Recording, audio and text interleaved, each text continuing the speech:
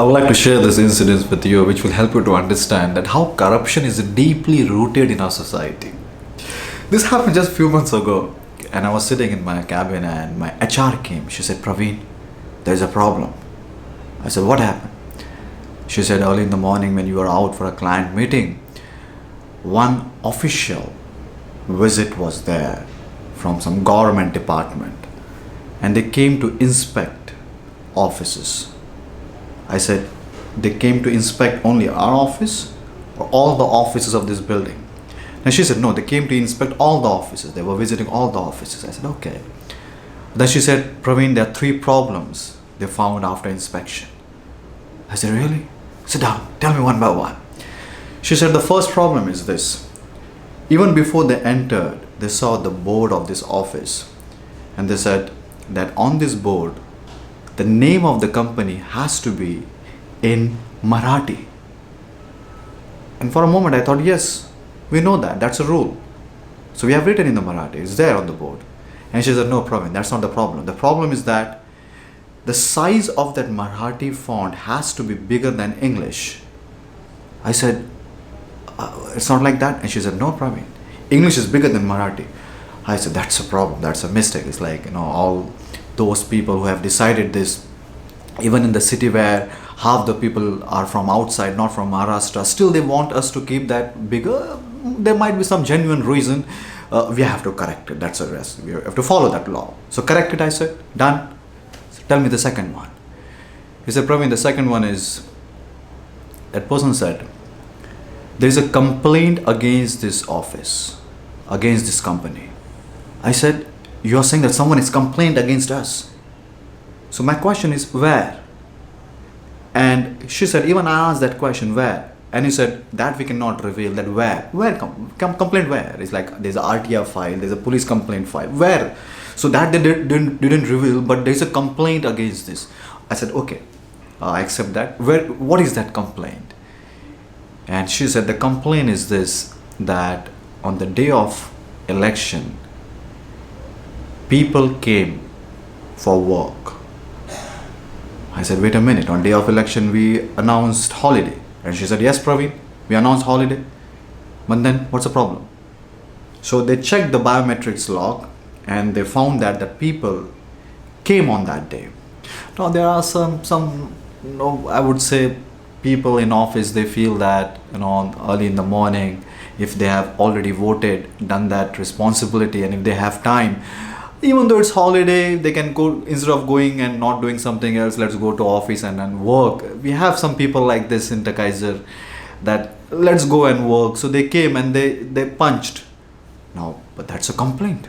There's someone complained that we forced people. I said, "How many people came?" They said, "Hardly 10 to 15% people came." And I asked her, "Did you force?" And she said, "No." "But who complained?" But she said, "They don't reveal that who complained, where is the complaint, but there's a complaint." I said, "That's a problem." Okay, we'll see. We'll look towards it. I said, "Third one." And third problem is this. When in that conversation, when my HR said, I was sitting with that person asked me, "How many washrooms are there in this office?" We said, "We have 2 washrooms." He asked me, "Do you have separate washrooms for male and female?" We said, "Yes, we have separate washroom for male and female." And then he asked me one more question and didn't have an answer to that question. And the question was, "How do you ensure that males are not going in females' washroom and females are not going in males' washroom?" I said, "What is the policy?" And she said, "As per the policy, we are not allowed to go. But how are you ensuring that? How are you monitoring that? So shall we keep cameras?" No, that's not fair. Even that's not. So that's a problem. How to solve that problem? I said. But she said, "Praveen, these are the 3 problems they have identified. But the problem is that they want to meet you. They are asking you to come and meet." I said, "Okay, let's take this seriously. I think first thing which I need to understand, when they visited other offices, even the neighbor office, they have asked that person also to meet or only to me?" And she said, "Praveen, I did that. I asked someone to go and check they are not asking that person or on that particular office person to come and meet because they settled there only. I said, what do you mean by settled? So they said in that discussion, what happened towards the end of the discussion, they calculated something on calculator and turned the calculator towards that person, and that person reacted to that calculator, turned back, and then they settled there only, on the calculator only, Praveen. All numbers. I said, you didn't do that. And you said, Praveen, we don't do that at Takaiser, right? We don't settle like this in Takaiser. I said, yeah, we don't do that. I said, okay, I understand the problem is there. We have to work within the framework of society. So we have agent for this, you know that. Give entire thing to that agent and explain everything the way you have explained me. And then that agent will take it further from there. So she explained everything. And suddenly, after a few days, that agent called me.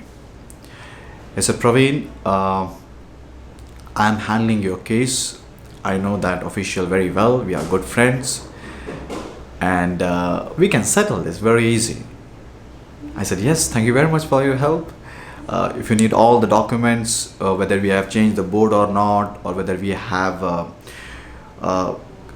cameras outside to monitor whether people are going or not, or even the biometrics and explaining that those people who have come, why they have come, we have all the proper documents ready along with every explanation, and we can meet, no problem. He said, Praveen, along with that, 20,000 rupees. I said, yeah, that's absolutely okay. If you think that, if I breach these 3 laws, and if as per the law, the fine is 20,000 rupees, the addition of all these 3 laws, I'm ready to pay to that also.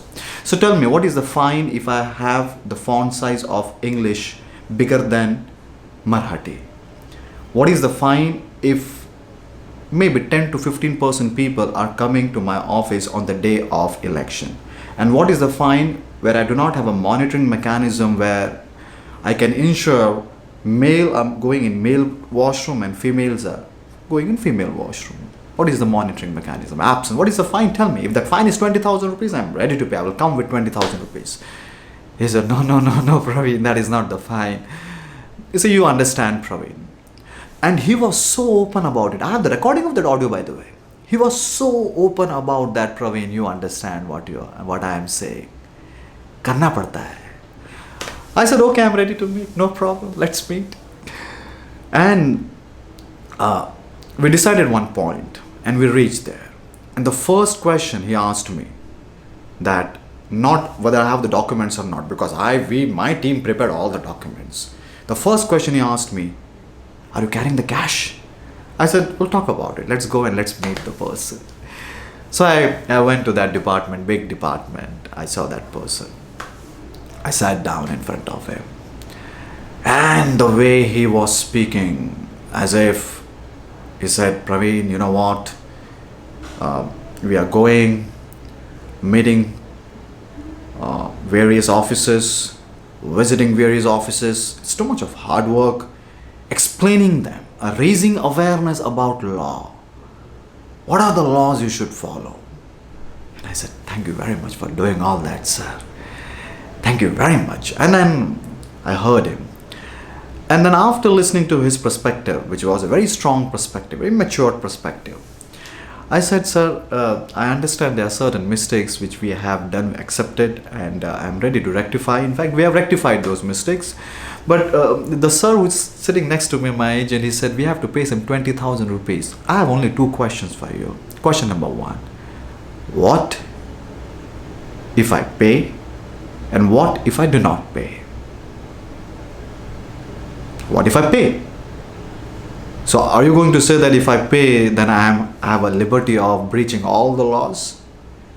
Are you saying that? If I pay that 20,000 rupees? Because I'm sure that this 20,000 rupees is not towards this. It's towards that, okay, you have been taken care. Or if I do not pay, it means I'm expecting you to come to my office again and again and tell us again and again small things which we are not following as per the law.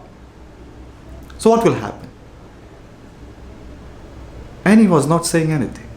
Then I said, okay, sir, you take a decision. But one thing which I would like to share with you, I love to share my learnings with the world. Whatever I will learn, I want to do business. I don't want to invest my time like this. I want to do business. Whatever I will learn from this, I will share with the world the way I'm sharing with you right now. So whether I pay or don't pay, I will share with the world, share the learnings with the world. And moment I said that I will share with the world and I will make videos, the next line was, you don't have to pay. You don't have to pay anything. And you know what? He asked his colleague, hey, bring his file, close this file. Close this file, no videos. No videos.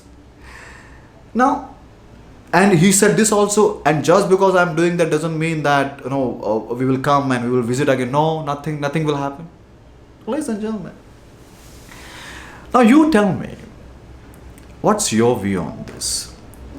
Many of us, we might be thinking that, Praveen, you did well with that person and this and that. But don't you feel that the encouragement of this kind of people getting money or collecting money like this is derived from, not from them, from us only. The moment in my building there are 100 offices, the moment if all the office people stop taking that calculator, negotiating and giving it back, the day you stop doing that, automatically these people will stop asking for money like this. Don't you feel that? So who is responsible for corruption here? Corruption is deeply rooted where? In us. We are very flexible in giving money. As long as my work is done, if I am giving little money, I save time. So who is corrupt? The people who are asking for money, they are corrupt?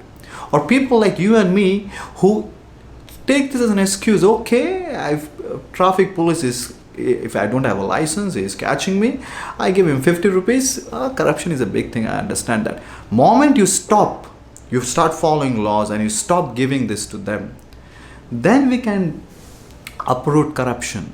So we can uproot corruption only when we behave the way we should ideally behave. Not just these few people who are asking for money. They are behaving like this only because we are behaving the way we are behaving. So we have to change. They don't have to change. So that time, I thought, it's not like that I've never given small corruptions in my life. Or small. I still remember the first corruption I did in my life when after 12th standard, when I was that certificate, caste certificate, I was standing in the row.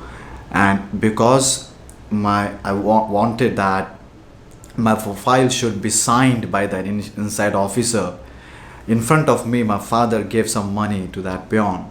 So I did corruption. I did accepted that. I said, okay, this is correct. This is the way it has to be. As long as if my work is getting done faster, it has to be like that. But I think, how long I will do that? How long you will do that? I understand initially we do some mistakes, but now we decided no. Even in that moment we decided no. No matter how much I have to pay, this time I will not expect that person to change. This time, no matter how much I have to pay, I will change. So maybe for the corruption, they don't have to change. You have to change. This is Prem signing out. Until we meet again.